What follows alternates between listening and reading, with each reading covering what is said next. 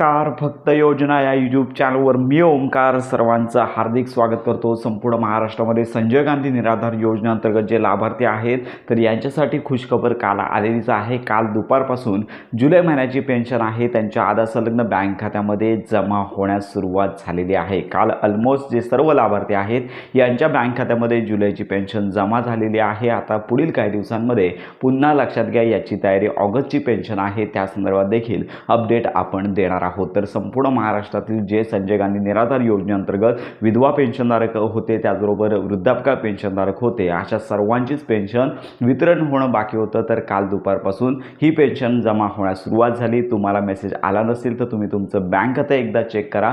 कधी कधी पेन्शन जमा झालेली असते पण कधी मेसेज येत नाही. तर अशा प्रकारची अपडेट आहे. ऑलमोस्ट सर्व जे लाभार्थी आहेत राहिलेले त्यांना जुलै महिन्याची पेन्शन आलेली आहे. आता प्रश्न राहिलेला आहे की ऑगस्ट महिन्याची पेन्शन कधी जमा होणार. तर अजून पुन्हा डीबीटी ॲक्टिव्ह होईल आणि त्याच्यानंतर परत लाभ वितरणाची प्रोसेस सुरू केली जाणार आहे. आपण देखील या संदर्भात माहिती घेत आहोत. लगेचच लक्षात घ्या जुलै महिन्याची पेन्शन जशी जमा झाली ऑगस्ट महिन्याची पेन्शन लगेचच जमा होणार नाही आहे.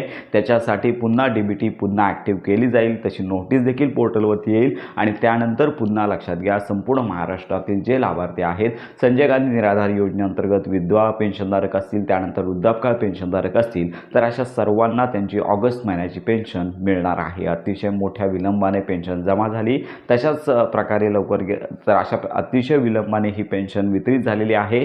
तर अशा प्रकारची ही महत्त्वाची अपडेट सर्वांपर्यंत नक्की शेअर करा. योजना संदर्भात खात्रीशीर माहितीसाठी आपल्या फक्त योजना या यूट्यूब चॅनलला लाईक करा, सबस्क्राईब करा. धन्यवाद.